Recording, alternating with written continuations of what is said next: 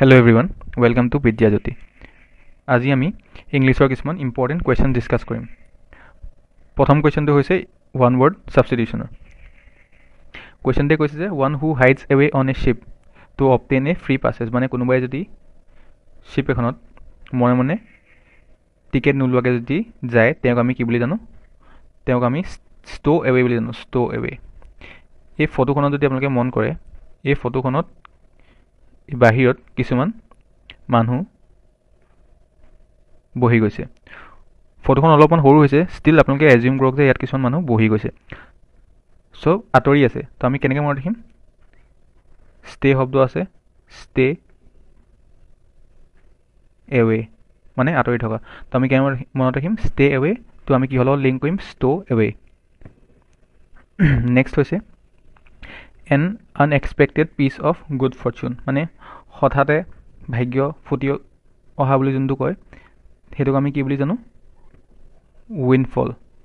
উইনফল, যেনেকৈ চৰকাৰে উইনফল টেক্স লগায় কিছুমানত। যদি কিছুমান কোম্পানীত যদি ছাডেনলি যদি ইনক্ৰিমেণ্ট বা এনেকুৱা কিবা যদি ৰয়েলিটি গেইন কৰে, মানে যেনেকৈ যে ৰাছিয়া ইউক্ৰেইন ৱাৰৰ সময়ত আমাৰ ইণ্ডিয়ান কোম্পানী অইল কোম্পানীজখিনি বহুতখিনি লাভ হৈছিল। চ' সেইটো সময়ত কি কৰিছিলে? উইনফল টেক্স লগাইছিলে। চ' ইয়াত আপোনালোকে চাব যে এই গছত কিছুমান পইচা আছে আৰু সেইখিনি বতাহত পৰিছে। চ' মনত ৰাখিব যে উইনফল তেনেকৈ। নেক্সট হৈছে an emolument over and above the fixed income or salary. So' something যোনটো ফিক্সড ইনকামৰ বা চেলেৰীতকৈ ওপৰত পায়, সেইটো আমি কি বুলি জানো? পাৰ্কিউজিট। এই শব্দটো চাগে শুনিছে, parks of being N government official, যেনেকৈ অফিচিয়েল একমডেশ্যন পায়, অফিচিয়েল কাৰ পায়, ক্লাব মেম্বাৰশ্বিপ, ফ্ৰী মিল এটচেট্ৰা। চ' সেইটো আমি কি বুলি জানো? পাৰ্কিউজিট। কিন্তু এলাৱেঞ্চটো ছামথিং বেলেগ হয়। এলাৱেঞ্চটো হৈছে ইন কেছ হৈছে। চ' এইটো যোনখিনি ফিক্স চেলেৰী ওপৰত যোনখিনি পাইছে, not in cash but in kind, সেইখিনি আমি কি কওঁ? পাৰ্কিউজিট। অ'কে, নেক্সট হৈছে the animals of a particular region. The animals of a particular ৰিজনক আমি ফনা বুলি জানো। আৰু ইয়াত যদি ফ্লাৱাৰ্ছ অফ এ ৰিজন বুলি কোৱা হ'লে সেইটো ফ্ল'ৰা হ'ল দেন। নেক্সট হৈছে choose the best synonym for the word magnanimous. এতিয়া মেগনানিমাছ শব্দটো দুটা ৱৰ্ড হৈ মিলিছে, এটা হ'ল মেগনা আৰু এটা হ'ল এনিমাছ। এতিয়া মেগনা মানে হৈছে গ্ৰেট বা বিগ, আৰু এনিমাছ মানে হৈছে চ'ল। এতিয়া ফটোখনত যদি চাই, এই মানুহজনে ডনেশ্যন কৰিছে, হুইচ ইজ যোনটো মানে এই ডনেশ্যন বক্সতকৈ অলমষ্ট বেছি হয়। চ' এনেকুৱা কোনে দিব পাৰিব? যোনজন বিগ হাৰ্টেড হ'ব। চ' ইয়াৰ অপশ্যনত দিয়া আছে লেবৰিয়াছ, ডিলিজেণ্ট। লেবৰিয়াছ মানে হৈছে হাৰ্ড ৱৰ্কিং, ডিলিজেণ্ট মানে হৈছে হাৰ্ড ৱৰ্কিং। চ' জেনাৰেছ মানে হৈছে উদাৰ। So' it is answer is option C, generous. Next হৈছে synonym for the word gregarious. এই শব্দটো আমি আগতেও পাইছোঁ। তেতিয়া আমি জানো যে এইটো হৈছে, ইয়াৰ আনচাৰ হৈছে ছ'চিয়েবল, যোনে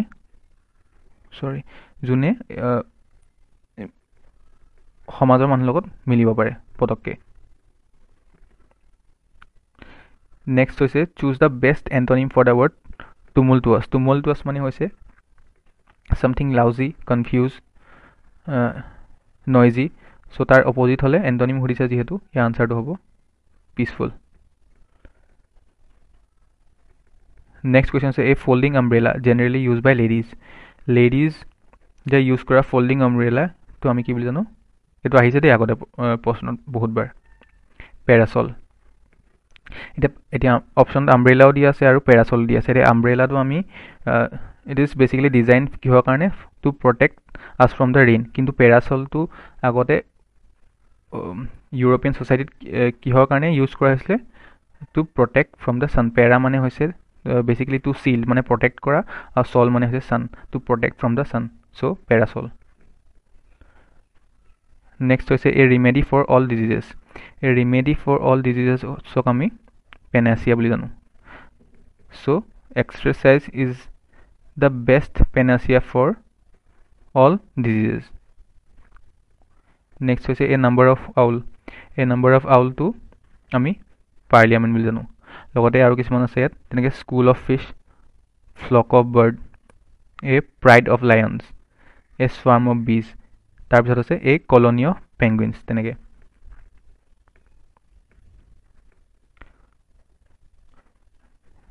নেক্সট আছে ইডিয়মছ এণ্ড ফ্ৰেজেছৰ। কৈছে যে এ বল্ট ফ্ৰম দ্য ব্লু।